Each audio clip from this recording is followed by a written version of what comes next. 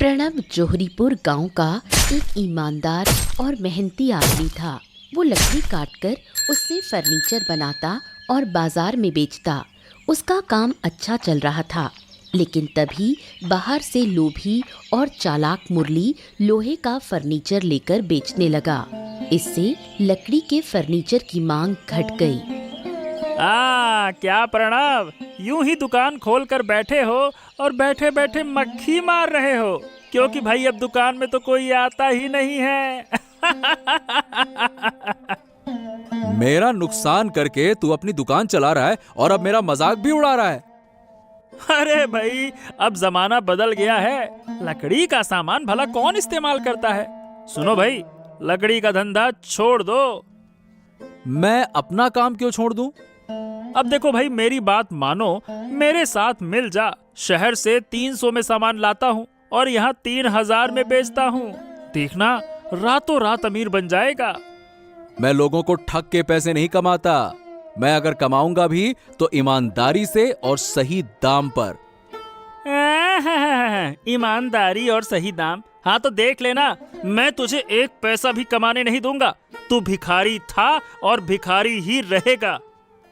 मुरली की बातों से प्रणव दुखी हुआ, लेकिन उसने अपनी ईमानदारी नहीं छोड़ी और तय किया कि चाहे जो हो जाए वो सही रास्ते पर ही चलेगा।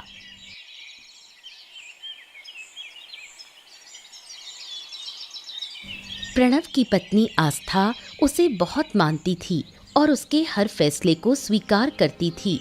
व्यापार में नुकसान होने पर वो प्रणव को दिलासा देती है। मुरली रोज मेरी दुकान के खिलाफ कुछ ना कुछ कहता है। अरे मैं दिन रात मेहनत करता हूँ, फर्नीचर बनाता हूँ, लकड़ी का सामान बनाता हूँ, लेकिन लोग मुरली की दुकान में ही पता नहीं क्यों भीड़ लगाते हैं। नुकसान फायदा तो व्यापार का हिस्सा है। घबराओ मत, ये समय भी निकल जाएगा। तुम्हारा काम फिर से चलेगा।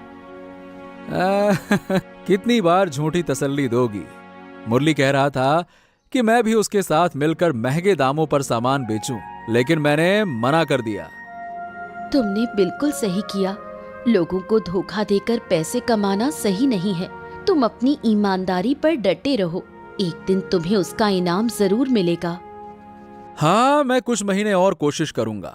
अगर तब भी कुछ नहीं हुआ तो इस गांव को छोड़ देंगे। प्रणव के उदास होने पर आस्था उसे दिलासा देती है, लेकिन अंदर ही अंदर वो भी भविष्य को लेकर बहुत चिंतित होती है। पीतांबर गांव का किराना दुकानदार था। वो गुस्सैल और लालची, हमेशा सामान की असली कीमत से ज्यादा पैसे लेता था। उसका मुरली से बहुत अच्छा रिश्ता था। गांव वाले उसे पसंद नहीं करते थे, लेकिन उससे उसे फर्क नहीं पड़ता।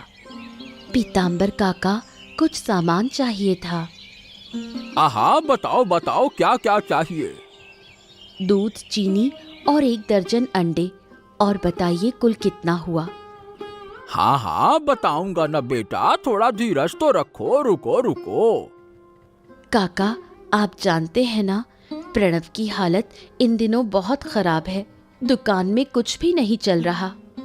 अरे मेरी दुकान में भी कुछ नहीं बिकता है। मुझे क्या करना है तेरे पति से? मैं बस कह रही थी कि अभी आप सामान दे दो, 1 हफ्ते में पैसे दे दूंगी। अरे तुम तो बड़ी चालाक निकली। मेरे यहाँ उधार नहीं चलता भाई। मैं तो आपकी पुरानी ग्राहक हूँ, इसलिए कह रही हूँ। बस एक बार उधार दे दीजिए। वादा करती हूँ 1 हफ्ते में पैसे दे दूंगी। तो क्या पुरानी ग्राहक होने से मैं नियम ही बदल दूं? चलो यहाँ से, बेकार में मेरा सिर मत खाओ। उधार नहीं मिलेगा, चलो जाओ। अरे अगर मैं सबके दुख सुनने लगूं ना तो भाई मेरा धंधा डूब जाएगा। कहा ना, उधार नहीं मिलेगा, जाओ यहाँ से। आस्था चुपचाप सिर झुकाकर दुकान से चली गई और पीतांबर उसे अपमानित कर अंदर से खुश था। रात में मुरली और पीतांबर मिले और गांव की हर बात पर हंसी मजाक करने लगे। जब से मैंने प्रणव की दुकान के पास अपनी दुकान खोली है, लोग तो मेरी दुकान पर टूट पड़ते हैं। अगर तुम प्रणव का चेहरा देखो, अब मजा आ जाता है देख के। अरे भाई, उसकी बीवी रोज मेरी दुकान पर आकर उधार मांगती है। मैंने तो साफ कह दिया, एक पैसा भी उधार नहीं मिलेगा। हाँ। ये बहुत सही किया। ऐसी हालत में लोगों को उधार दे दो तो पैसे मिलेंगे ही नहीं, उल्टा अपना नुकसान होगा। और क्या? और क्या, इन भिखारियों को उधार दिया तो बाद में पैसे वसूलते नहीं बनेगा। उसकी बीवी में तो बिल्कुल शर्म नहीं है, मना करने के बाद भी रोज रोज मेरी दुकान पे आ जाती है उधार मांगने, बेशरम कहीं की। मैंने तो प्रणव से कहा था कि भाई मेरे साथ मिलकर लोहे का सामान बेचो, लेकिन वो कहता है कि वो किसी को धोखा नहीं देगा। भुगतो अब फिर।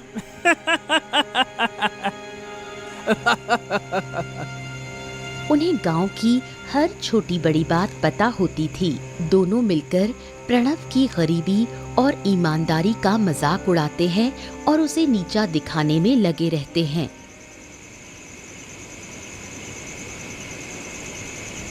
प्रणव घर आते ही देखता है कि आस्था बहुत उदास है। बार बार पूछने पर भी वो कुछ नहीं बताती। कुछ नहीं हुआ, मैं बिल्कुल ठीक हूँ। तुम बाहर से थके हुए आए हो, जाओ हाथ मुंह धो लो। मुझसे बात मत टालो आस्था, मैं देख रहा हूँ कुछ तो हुआ है। रोज तुम हंसते हुए बात करती हो, आज क्या बात है बताओ।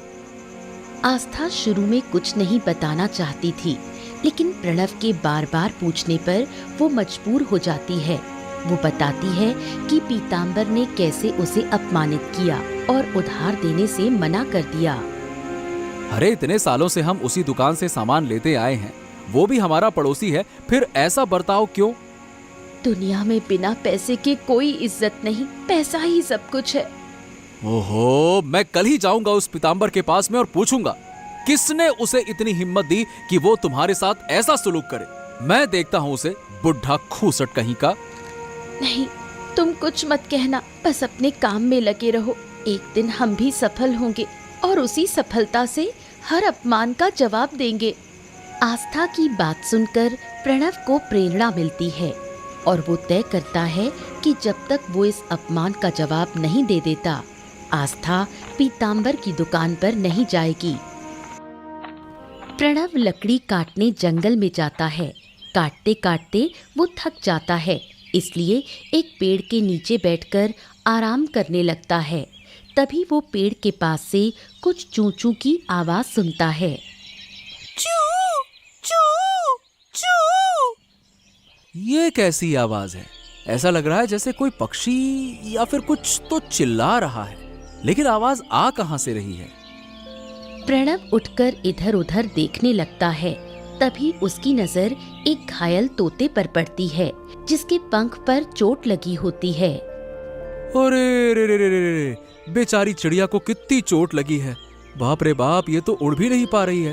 ओहो हो, इसे ऐसे ही छोड़ दूंगा तो शायद मर जाएगी। अब क्या करूं मैं? प्रणव सोचने लगता है, फिर वो तय करता है कि उस पक्षी को अपने साथ ले जाएगा।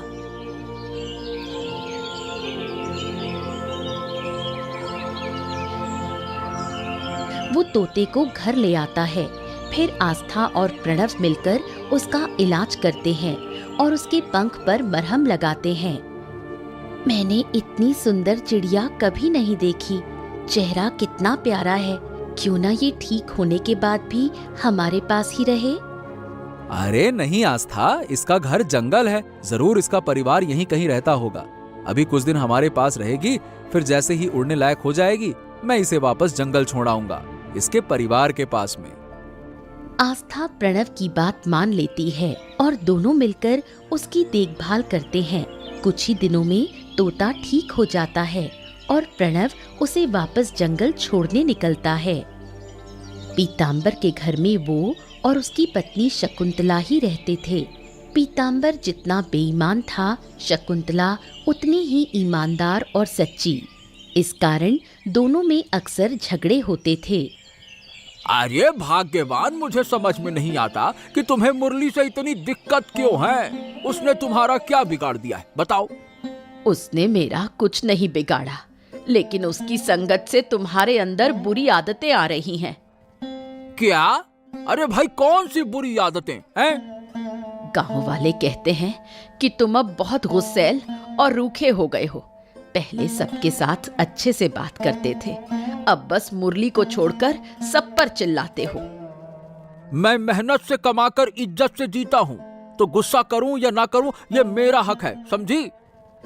भूल मत जाना, यही गांव वाले तुम्हारी दुकान से सामान लेते हैं, इन्हीं की बदौलत हमारा घर चलता है।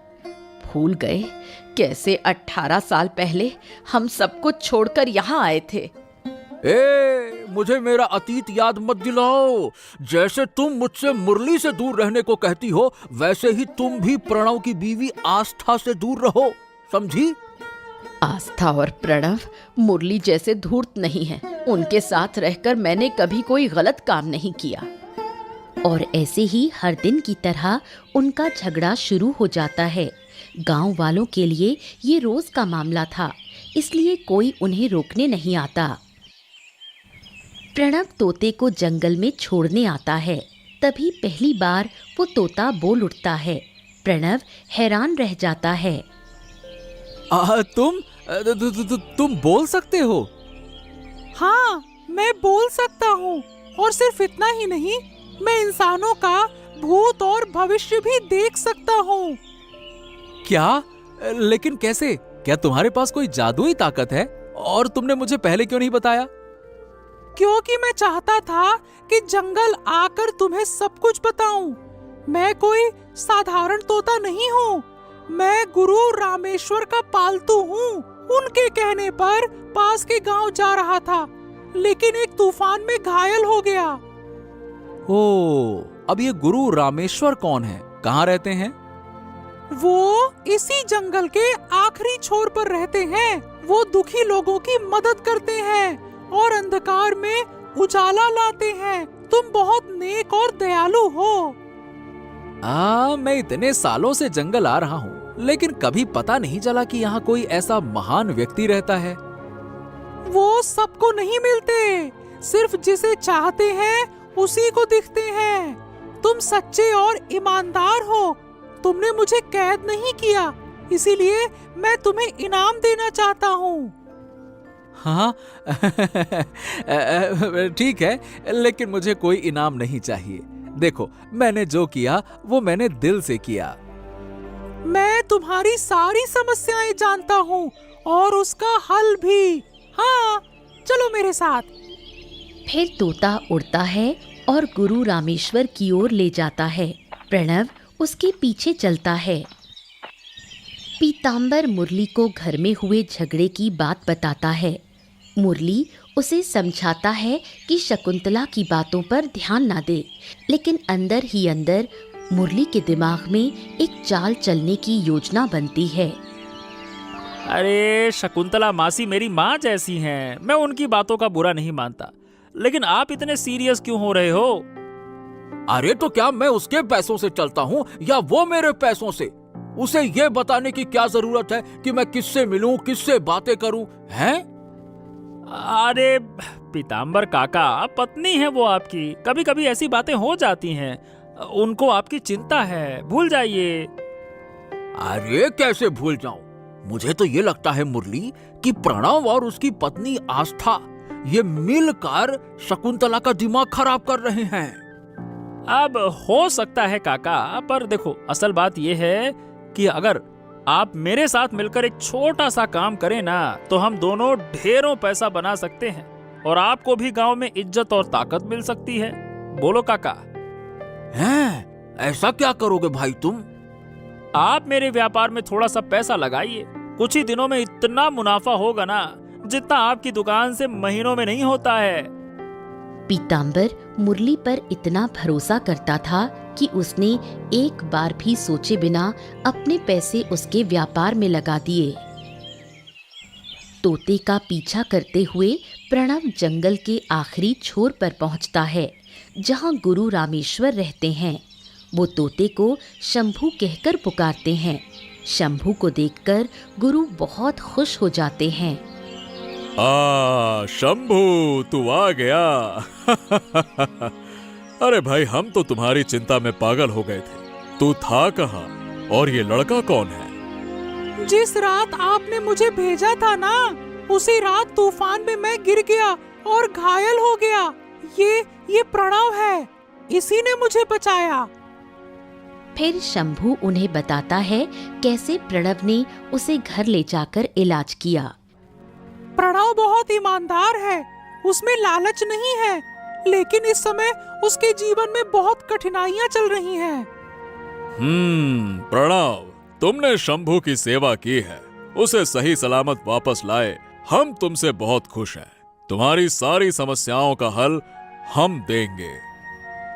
फिर गुरु रामेश्वर उसे एक जादुई पेड़ के बारे में बताते हैं, जिसे काटने पर अगली सुबह फिर से उग जाता है। वो प्रणव को सलाह देते हैं कि उस पेड़ की लकड़ी से फर्नीचर बनाकर बेचे, इससे उसका व्यापार फिर से फलने फूलने लगेगा। जैसे ही शकुंतला को पता चलता है कि पीताम्बर मुरली के व्यापार में पैसा लगाने वाला है, वो बहुत गुस्से में आ जाती है और दोनों में फिर से झगड़ा शुरू हो जाता है। तुम्हें क्या लगता है मैं इंसान नहीं हूँ? मैंने कितनी बार मना किया, फिर भी तुम मुरली के धंधे में पैसा लगाने का फैसला कैसे कर सकते हो? अरे भाई भाग्यवान, तो मैं कब तक किराने की दुकान चलाकर घर चलाऊंगा? मेरी भी तो उम्र हो रही है ना, मुझे भी अब थोड़ा सा आराम चाहिए। तो किसी और के साथ किसी और बिजनेस में पैसा लगाते, मुरली ही क्यों? अरे मेरा पैसा है, मैं चाहे जहाँ लगाऊं, क्या तुम्हारी इजाजत लेनी होगी क्या है? मुरली जरूर कोई चाल चल रहा है, वो तुम्हें फंसा रहा है। याद रखना मेरी बात, वो तुम्हें बहुत बड़ी मुसीबत में डालेगा। मैं मुरली को सालों से जानता हूँ और उस पर भरोसा है मुझे। देखना, कुछ ही दिनों में इतना पैसा कमाऊंगा कि फिर दुकान खोलने की जरूरत नहीं पड़ेगी। और देखना, तुम मुरली के चक्कर में बर्बाद हो जाओगे, सालों की कमाई पानी में बह जाएगी। उस दिन मेरी बातें याद करोगे। दोनों में बहस होती रहती है, लेकिन पीताम्बर किसी हालत में शकुंतला की बात नहीं मानता। आखिर में थककर शकुंतला भी समझाना छोड़ देती है। कुछ महीनों बाद प्रणव गुरु रामेश्वर के कहे अनुसार उस जादुई पेड़ की लकड़ी से फर्नीचर और सजावट की चीजें बनाने लगता है। वो सब चीजें सोने की तरह चमकती हैं और लोग फिर से उसकी दुकान पर आने लगते हैं। मुरली की दुकान खाली पड़ी रहती है। ये देख पीताम्बर मुरली पर गुस्सा हो जाता है। अरे मैंने तुम पर आंख बंद करके भरोसा किया था, अब तो लगता है कि मुझसे बहुत बड़ी गलती हो गई। मैंने तुम्हें कितना पैसा दिया और अब कोई खरीदार नहीं, सब लोग प्रणव की दुकान पर जा रहे हैं। अरे काका, इस चीज से तो मैं खुद परेशान हूँ। जरूर कुछ न कुछ गड़बड़ है। कल तक कोई प्रणव की दुकान में देखता तक नहीं था, अब वो फिर से चलने लगी अचानक से, जैसे रातों रात कोई चमत्कार हो गया हो। देखो, मैंने मेरी बीवी से झगड़ा करके तुम्हारे साथ पार्टनरशिप की थी। अगर नुकसान हुआ ना तो शकुंतला का मुंह कैसे देखूंगा? ओहो, इतना परेशान क्यों हो रहे हो? अभी बिक्री कम है, लेकिन फिर बढ़ेगी ना। अब बस वो प्रणव, ये प्रणव ही एक दिक्कत है। अरे अगर ऐसा ही चलता रहा तो प्रणव तो सारे ग्राहक ले जाएगा, हम यहाँ मक्खी मारते बैठे रहेंगे। हमें कुछ करना होगा मुरली। हाँ वही तो, मैं ऐसे हार मानने वालों में तो नहीं हूँ, और जीतने के लिए तो मैं कुछ भी कर सकता हूँ। प्रणव अगर मेरी राह में आ रहा है तो सीधी बात है, उसे हटाना होगा। अब आप देखिए कि मैं क्या करता हूँ। मुरली जलन में जलने लगता है और प्रणव को नुकसान पहुंचाने की योजना बनाने लगता है।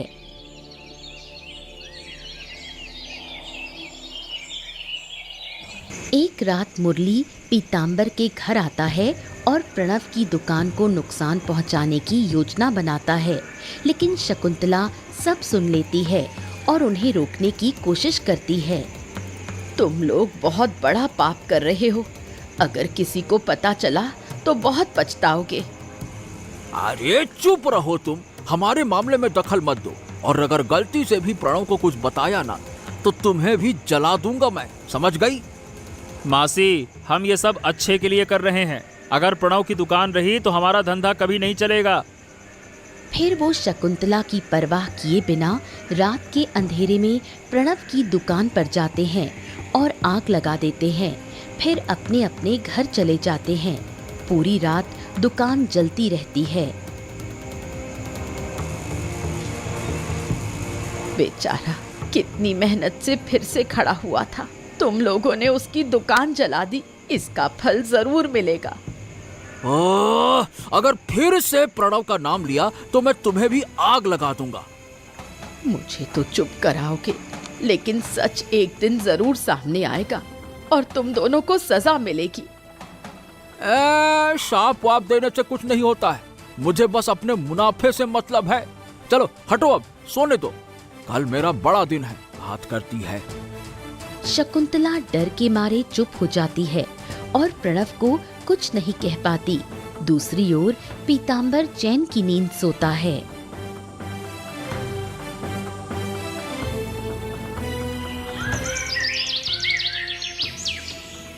अगले दिन जब प्रणव अपनी दुकान जलती हुई देखता है तो सदमे में बैठ जाता है। आस्था भी रोने लगती है।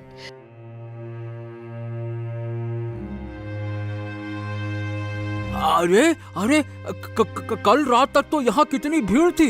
हो दादा रे दादा, अब क्या हो गया एक ही रात में? क्या प्रणव, क्या हो गया? हाँ रे प्रणव, ये क्या हो गया? आग कैसे लग गई? मुझे कुछ नहीं पता। सुबह लोगों ने कहा दुकान जल रही है, तब आकर देखा तो ये हाल है। बड़ी मुश्किल से तो फिर से हम खुश रहने लगे थे, अब फिर से सब खत्म। अब मत रो बहू, मत रो। जो किस्मत में नहीं है उसके लिए रोने से क्या फायदा। समय के साथ सब ठीक हो जाएगा। अरे दुकान में 57,000 रुपए का सामान था, दिन रात मेहनत करके बनाया था, सब राख हो गया। अब क्या करूं मैं? अरे प्रणव भाई, अब क्या करोगे?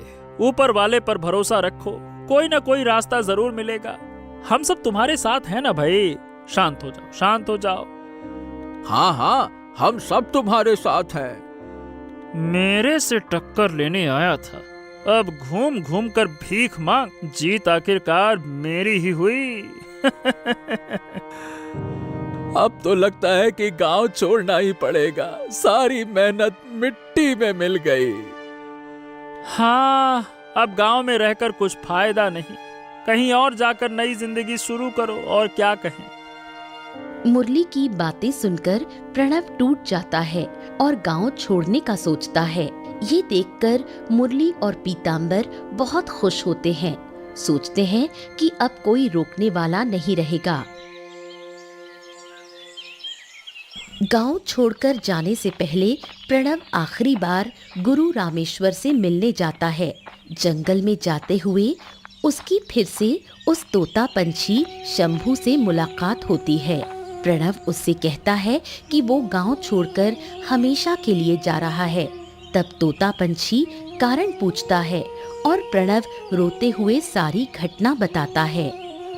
मुझे लगता है तुम्हारी दुकान की इस हानि के पीछे किसी का हाथ है।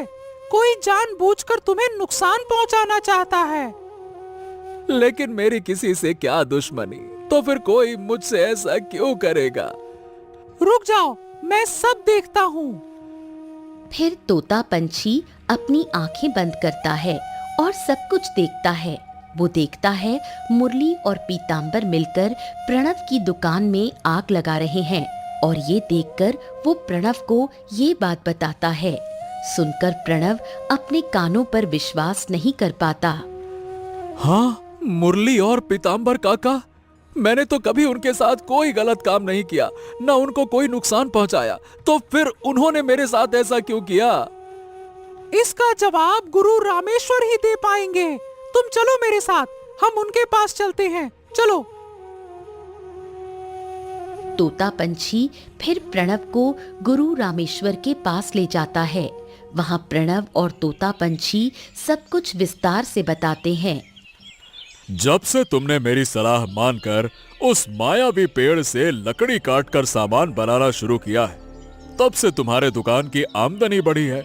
लेकिन मुरली और पीतांबर को नुकसान हुआ है, इसीलिए वो जलन में आकर तुम्हें इतना बड़ा नुकसान पहुंचा रहे हैं। हो, ये बात है। तो अब मुझे क्या करना चाहिए बाबा? उन्होंने जो किया, अगर उन्हें सजा नहीं मिली तो वो सुधरेंगे नहीं। उन्हें सजा दो, नहीं तो भविष्य में वो फिर से तुम्हें नुकसान पहुंचाएंगे।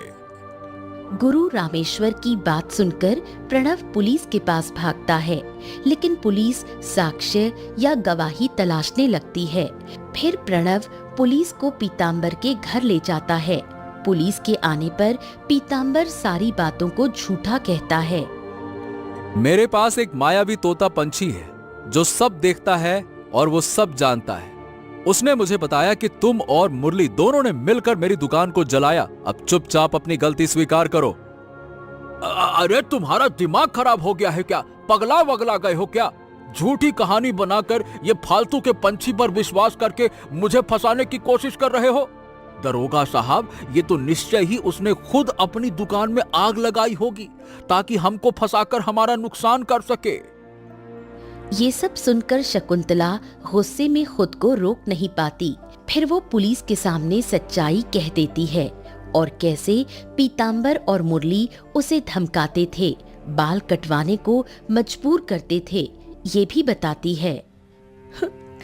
मुझे प्रणव, मुझे माफ कर दो। सब जानने के बाद भी मैं अपनी जान के डर से कुछ नहीं कह पाई, पर विश्वास करो मैंने रोकने की बहुत कोशिश की थी। शकुंतला की गवाही के आधार पर मुरली और पीताम्बर को कारावास की सजा मिलती है और मुरली की दुकान प्रणव को सौंप दी जाती है। वहाँ वो फिर से उस मायावी पेड़ की लकड़ी से सामान बनाकर बेचने लगा। कुछ वर्षों बाद जेल में पीताम्बर की मृत्यु हो गई। तोता पंछी की मदद और गुरु रामेश्वर की कृपा से प्रणव के चारों ओर सुख शांति और समृद्धि लौट आई। शकुंतला अब प्रणव और आस्था के साथ मिलकर शांति से जीवन बिताती है।